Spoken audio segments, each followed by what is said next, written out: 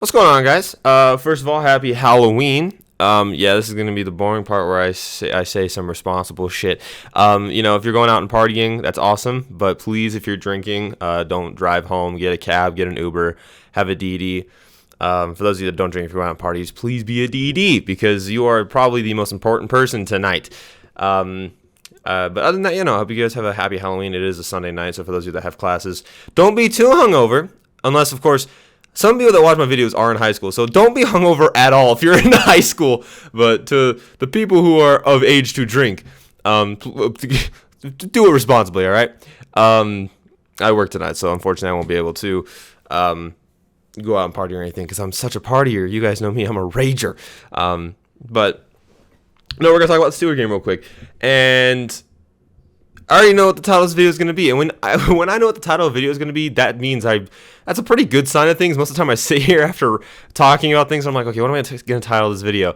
But, I mean, this video, the title of this video is going to be, let's not overreact to the Steelers yet. Which I do think is pretty fair. Now, here's the thing. People are going to interpret this two different ways. People are going to interpret it as, let's not overreact to their win yet, or let's not overreact to their losses and their, 4-3 record yet. So, welcome to those demographics. These videos always do the best somehow. But, yeah, let's talk about it. So, Pittsburgh obviously won today, 15-10, over Cleveland, in Cleveland. And, biggest takeaways from this game. Okay, one, I'm going to talk about the Boswell fake. A lot of people on Twitter were really mad at Mike Tomlin for that call. But, I mean, that's one of those things where, you have to really just praise Cleveland. I'll talk about the injury in a second, but you have to really praise Cleveland for how they read that, because that is, Tony Romo said it best, that is, that play is essentially a all or nothing play. It's either 100 or 0, and I would say probably 95% of the time, that's an 100%er, but you have to give credit to Cleveland's defense. They sniffed it out, and they were able to put a hold on it, but I don't think it was a bad call. Because, and here's why. So, yes, obviously Boswell got hurt, but when you're drawing up that play, like I was just kind of saying, you basically think it's an all or nothing play. You're going to get it or you're just going to throw the ball away. Pittsburgh ran this play a couple of times over the last 5 years, probably 2 or 3 times over the last 5 to 10 years. And it's worked out a couple of times, and other times they've just had to throw the ball away. But when you're drawing up this play, you're not anticipating your kicker to be hit. And honestly, Boswell really wouldn't have been hit.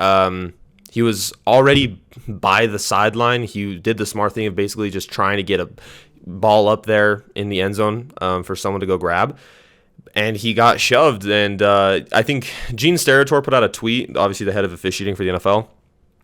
And he said that in that situation, even though Boswell is a kicker, in that situation, he is a quarterback. And what should have been called was roughing the passer because the defensive lineman went to Boz's head, which is true. He went really high on Boz. And obviously, in the moment, I didn't think that. I was just making sure. I was hoping that Boz was okay. But that is something that the refs have to pay attention to, because that's a very, that's something where, okay, your kicker gets hurt and you get the 15 yards and you're on essentially the 1, because Pittsburgh was on, I think, the 2 or the 12. That puts you on the 1. You have 4 plays. Pittsburgh most likely just hands it off to Najee. And they get the points, and they have to go for 2, obviously. But you're kind of playing for Boz at that point, which it seemed like the Steelers were doing going into the second half. But I haven't even talked about why I praised the play call. I praised the play call because it shows that the Steelers are willing to be gutsy, which was not the case for the first couple of weeks of this season. I mean, I don't remember which game it was, but was it the Packers game? I think it was the Packers game.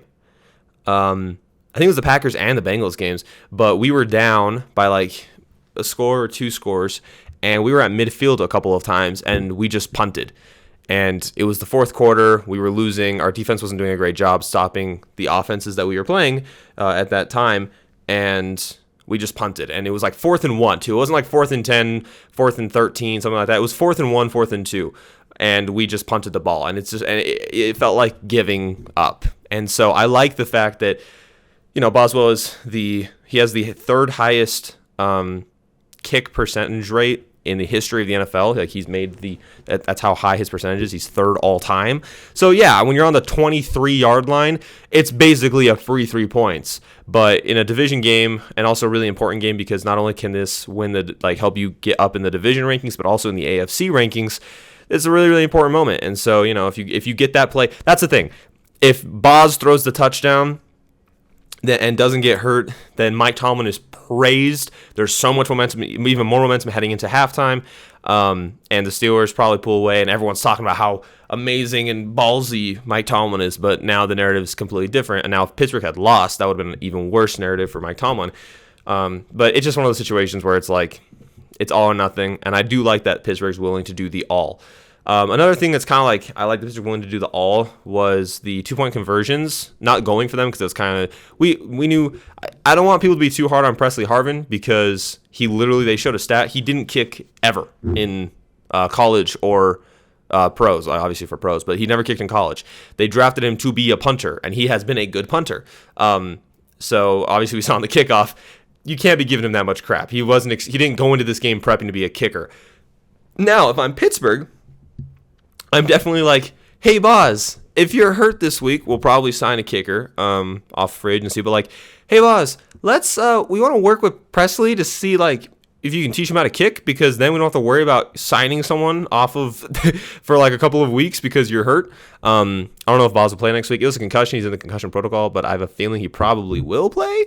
But we'll see what happens. Worst case scenario, we just sign a guy off of like just whoever's available in the free agency pool. But anyways, going for 2. The 4 option, the RPO with 4 different options was really, really great. It was the one that obviously did not succeed.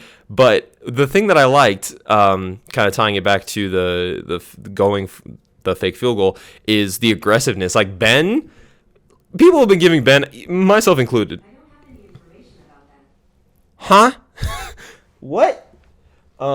Myself included, have been giving Ben a lot of crap this season, but Ben really did something ballsy. So I watched the post game. I always watch the post game press conferences, and Ben was talking about the 2-pointer. And essentially, the first option was Claypool, just a fade, which makes sense. He's 6'4" on a 5'10" cornerback. You want to do that, but Ben said that it was locked up. The first option technically is Najee, but they had a good run defense against it. Second option was Claypool. He was locked up. Third option was, I believe, it was either Deontay or it was Washington, but it was on the right side, and they had another slant going in, which I think was Ray McLeod. So you had 4 different options there, and then the 5th option was Ben going, yeah, fuck it. And he just runs it in.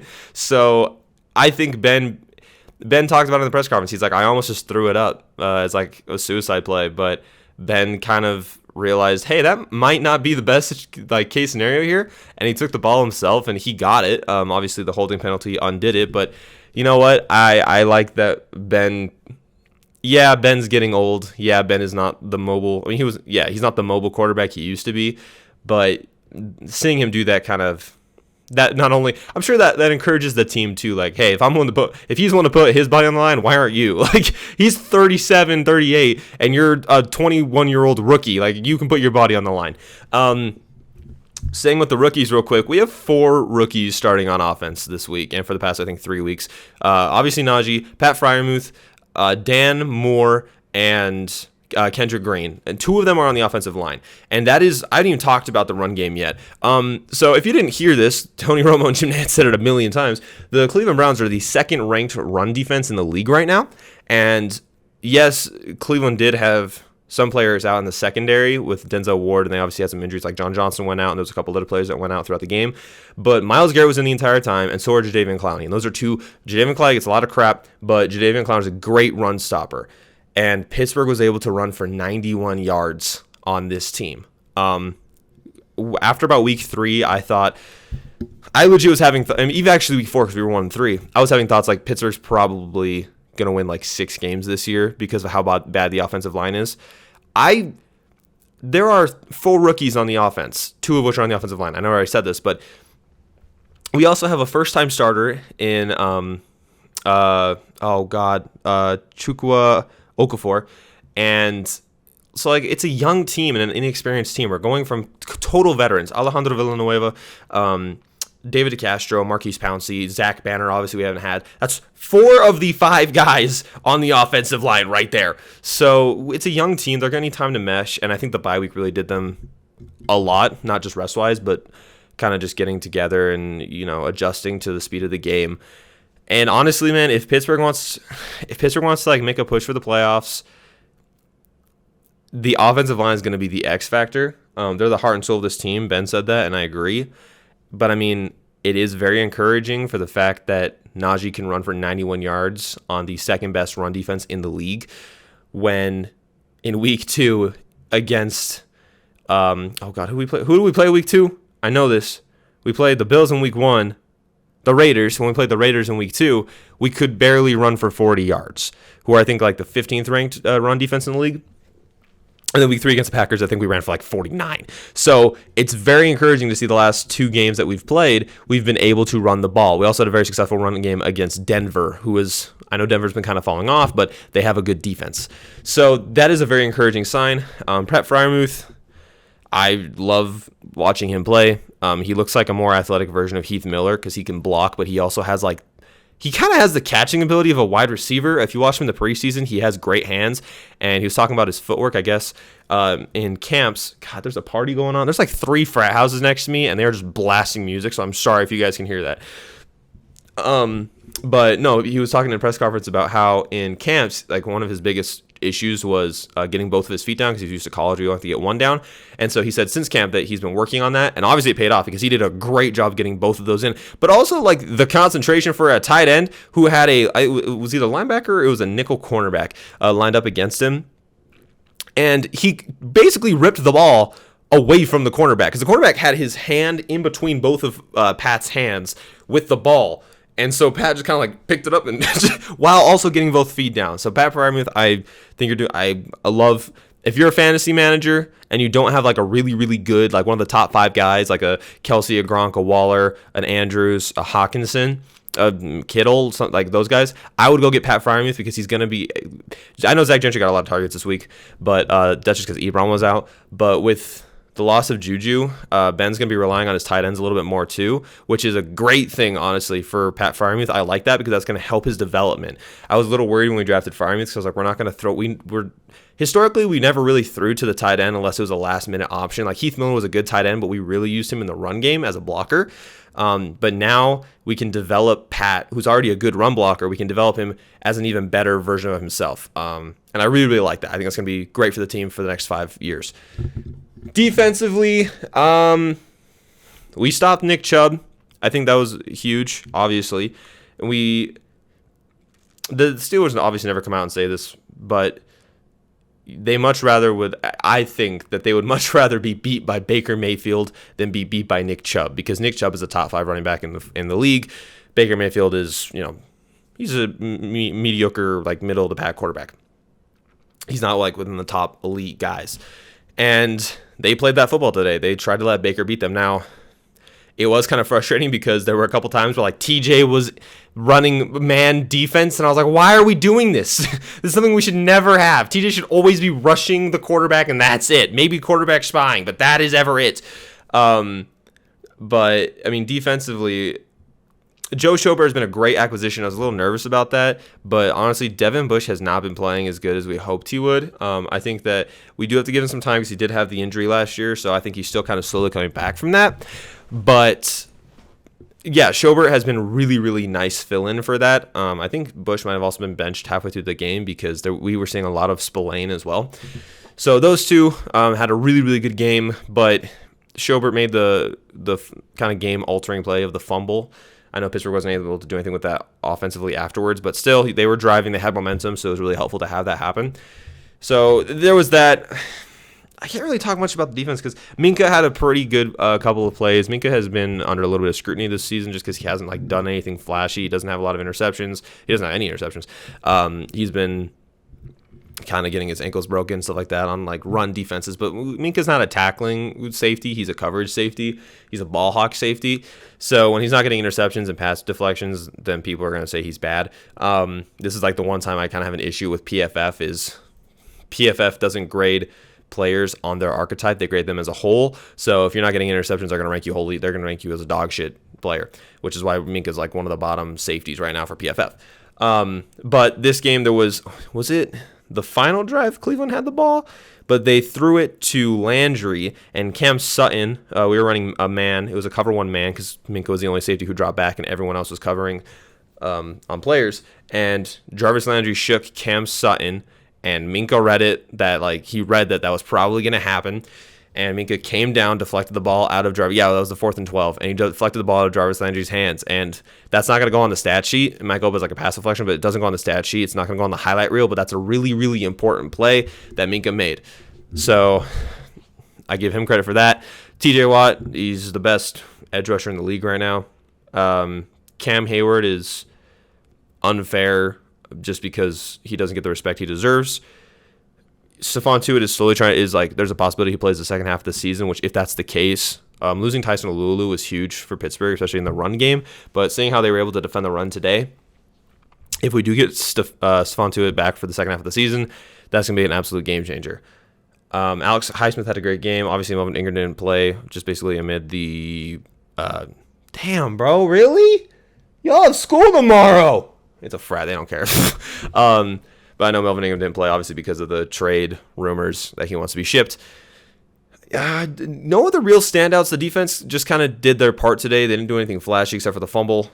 Now, the reason I'm calling this let's not overreact yet. The positive, hey, let's not overreact yet that they have 3 losses. Maybe they're better than we think.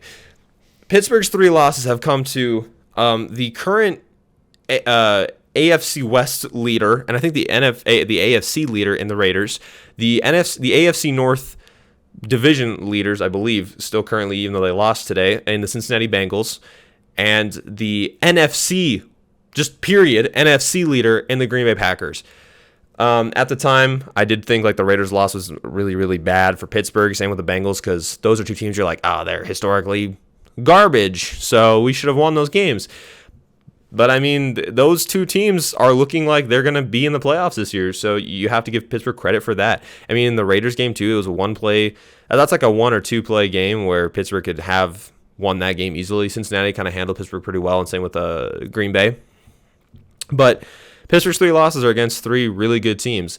Now, I will say, now here's where we go. Let's not overreact yet. Let's look at Pittsburgh's wins. Okay, we beat the Bills, which was a wild thing that's happened. I don't know how we did that.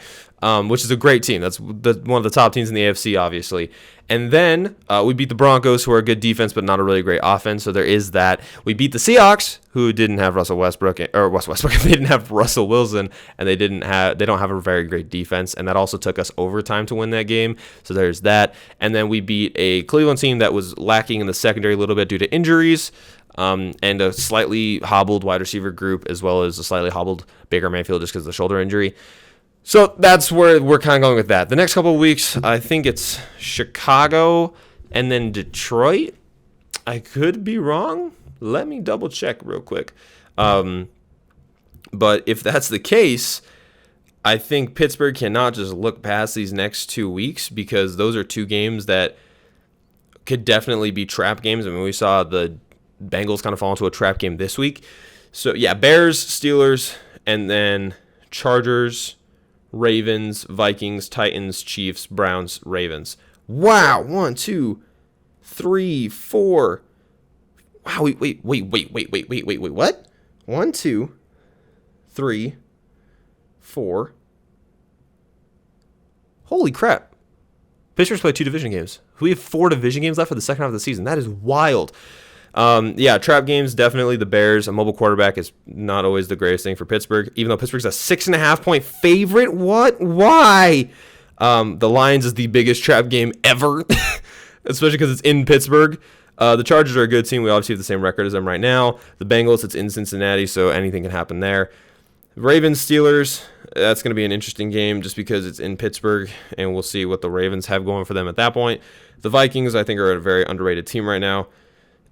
Titans, if Pittsburgh can play the run defense they played today, then maybe they win that game. Chiefs, I don't even fucking know, because it's the Chiefs, but also their defense. That's going to be a wild game. And then Browns, Ravens for the last 2 weeks of the season. That's going to be a heart attack. Oh, wait. Pittsburgh is 1, 2, 4 more primetime games. Let's go. So yeah, for those of you that came, obviously I know not all of you guys are Steelers fans, and also I know all of you are not subscribed. Hey, if you're not subscribed, will you subscribe, please? We do these all the time. It's a lot of fun. I have a no money spent for Madden. The episode 11's coming out tomorrow, so if you like Madden, there's that. But I know not all of you guys are Steelers fans, so I genuinely am curious what you guys have to say. Most people leave comments on these videos anyways, just because like they agree or disagree with what I say. I should clarify I am a Steelers fan. I usually wear my jerseys in these videos, but I gotta go to work in like about a half hour. So I try not to be an overreaction Steelers fan. We're like, oh, we beat the Browns, that means we're gonna win the division. Like, no, I understand that you have to pace yourself when stuff like this happens. So I am curious. Jesus, this video is super long. I'm so sorry. This is getting to the length of a podcast of the Training Camp podcast episodes. But I'm curious what you guys have to say. Whether you think the Steelers are bound for the playoffs. Do you think they're bound to get a middle of the draft pick? I'm really curious what you guys have to say. Anyways, we know how these videos end.